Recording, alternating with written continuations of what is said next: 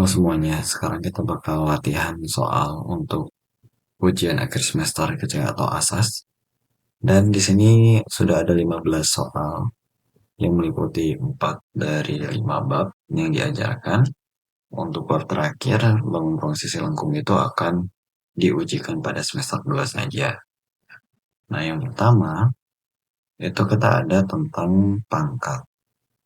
3 pangkat 5 dibagi 3 pangkat 2 itu jadinya seperti apa? Nah, itu bisa dijabarkan dikali 3, dikali 3, dikali 3, dikali 3, dikali 3, dibagi 3 kali 3. Karena ini perkalian, maka kita bisa mencoret masing-masing individunya atau membagi satu bilangan dengan bilangan lain masing-masing. Jadi langsung aja, gampangnya kita tanda petik coret gitu ya. Coret, sisa ada 3. 3 pangkat 3, kalau ada 3 ya, dan diulang 3 kali berarti 3 pangkat 3 atau 27. Nah, kalau berdasarkan rumusnya ataupun cara yang diajarkan sebelumnya, kita sebetulnya bisa aja dari 3 pangkat 5 per 3 pangkat 2 itu langsung 3 pangkat 5 pangkatnya dikurangi sama 2. Nah, 2 dari bawah ini. Jadi 3 pangkat 3 sama. Nah, kalau misalnya nanti ada perkalian, kebalikannya dari pembagian 3 pangkat 5 dikali 3 pangkat 2 sama dengan, kalau tadi pembagian dikurangi, berarti kira-kira gimana kalau perkalian? Ditambah, jadi 3 pangkat 7. Seperti itu ya. Nah, semoga cukup jelas. Sekarang ke nomor 2, sederhanakan bentuk akar berikut. Kita punya suatu akar 108. Yang artinya, kita mencoba mencari satu bilangan yang jika dikalikan dengan dirinya sendiri, hasilnya akan jadi 108. Contoh, mungkin yang lebih gampang dulu. Kita punya akar 4. Artinya, kita mempertanyakan berapa kali berapa yang hasilnya 4. Tapi, dia tuh harus sama bilangan. Kalau dia A juga. Berapa kamu di sini? Angka yang sama kalau misalnya dikaliin hasilnya 4, 2.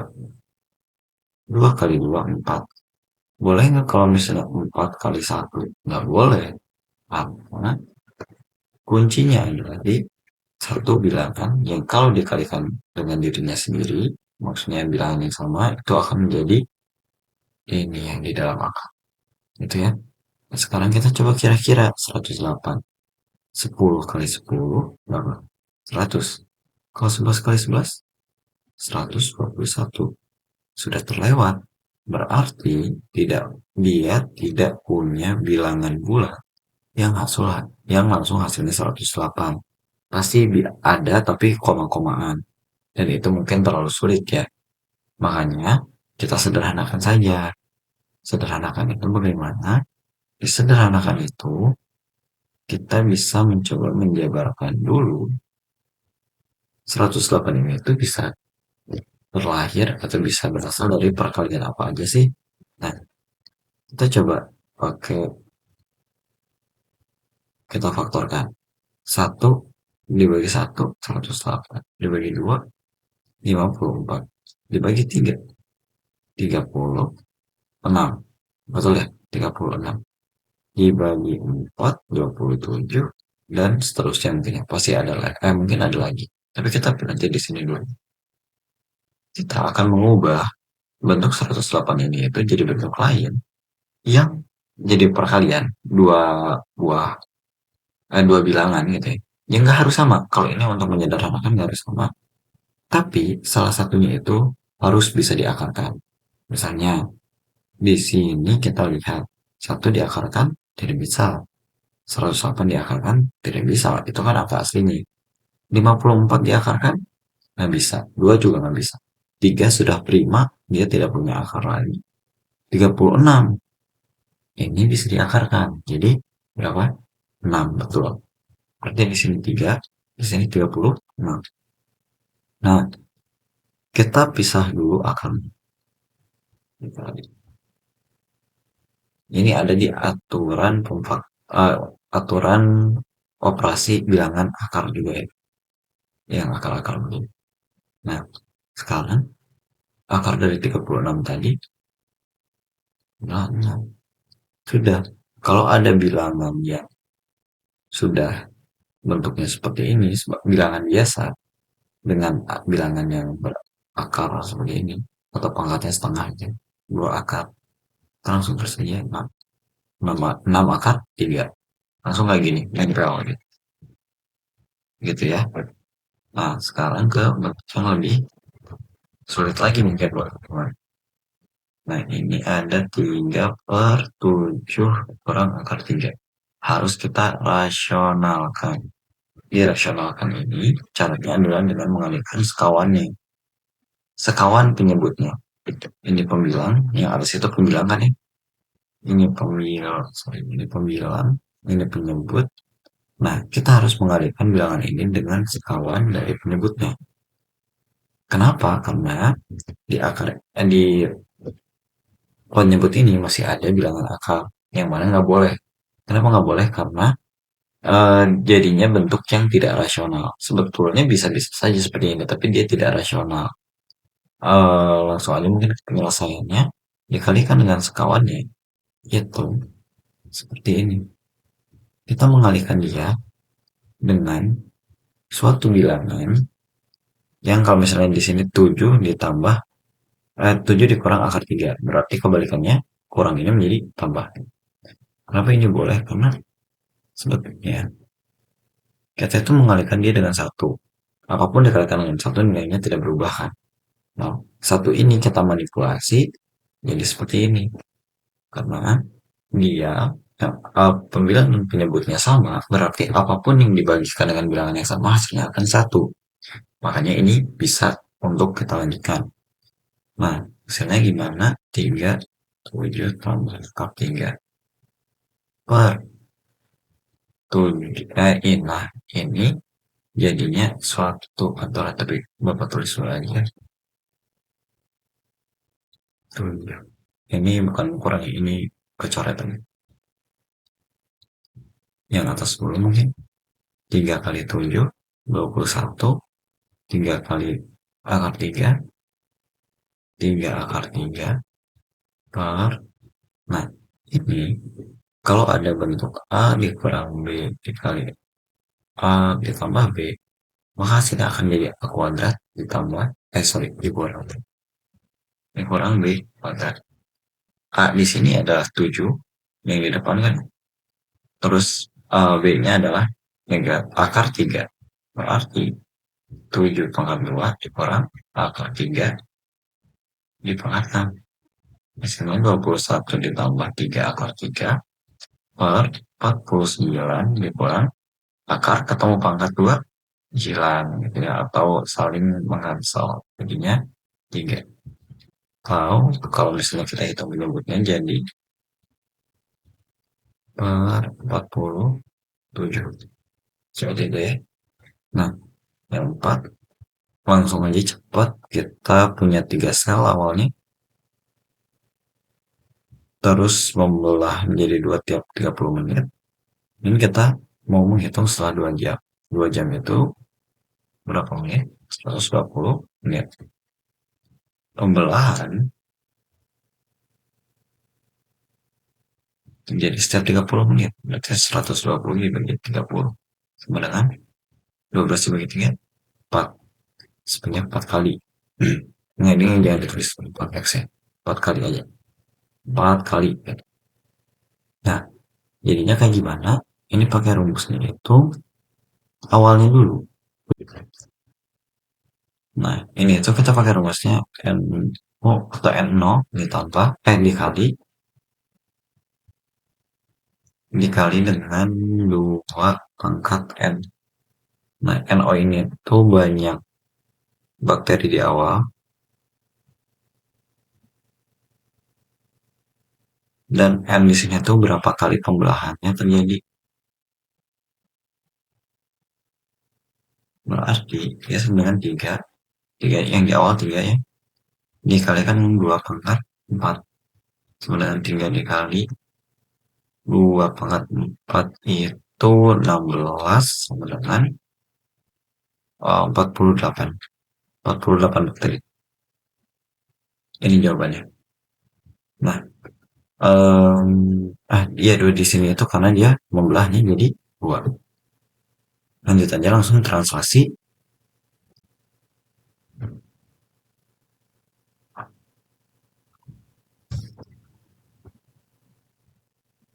Kalau translasi mudah ya, tinggal X ditambah X, Y ditambah Y. Jadinya 4 ditambah negatif 2, kemudian negatif 3 ditambah 5. Betul ya? Ini kasih ini, ini kasih ini, X, Y, ini Y. Berarti 4 ditambah negatif 2, 4 dikurangi 2, 4 dikurangi 2, 2, ada koma, negatif 3 ditambah 5, 2. Ini adalah koordinatnya. Lanjut, direfleksikan. Nah, direfleksikan kalau terhadap Y, nanti C aksennya akan jadi X, X-nya tetap, tapi Y-nya bakal jadi 2K dikurangi. 2K itu apa? K itu ini. Y-nya itu di titik berapa? Langsung aja mungkin kita coba. X awalnya 3, di sini 3. Kemudian untuk Y-nya sendiri 2 dulu. Dikali K. Ini negatif 1. Kemudian dikurangi lagi oleh Y. Dan negatif 4. 3 tetap X, koma, ini negatif 2, kurang, negatif, dia jadi positif 4. Berarti ini akan jadi C-nya itu 3,2. Betul jawabannya. Nah, ini dilatasi. Kalau dilatasi dengan skala, udah ada faktor skalanya. Itu tinggal kaliin yang ini, semuanya X dan Y-nya dengan skalanya. Berarti E-aksen itu min 9, negatif 9, dikali negatif 1/2, 6 dikali negatif 1/2. Lalu jadi ini negatif dikali negatif jadi positif, 9 dikali setengah 9/2 aja, yang ini jadi negatif 6 dibagi 2 3.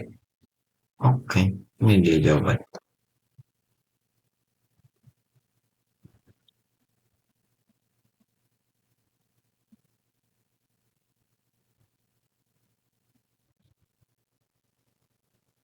Nah, banyak titik sampel dari 2 koin, berarti koin punya 2 sisi, ada 2, berarti dia 2,2 4. 1 dan 2 itu ada 6 sisi. Oke, ini kita kalikan ini 4 dikali 6 adalah 24. Itu ya. Lanjut langsung. Sebuah koin dilempar 50 kali. Berarti banyaknya percobaan itu 50. K atau N atau apapun itu kalian boleh. Muncul gambar di 20 kali. Frekuensi relatif sisi gambarnya FL. Frekuensi relatif itu adalah kejadian yang sudah terjadi. Atasnya tinggal kejadian.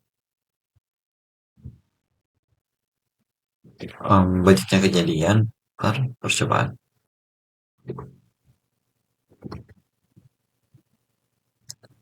Nah, di sini 20/50 itu di sini 20, 50. Kalau coret-coret ya udah ini jadi 25. Ini udah cukup. Kalau misalnya disuruh jadi persen, berapa? 2/5 dikali 100%.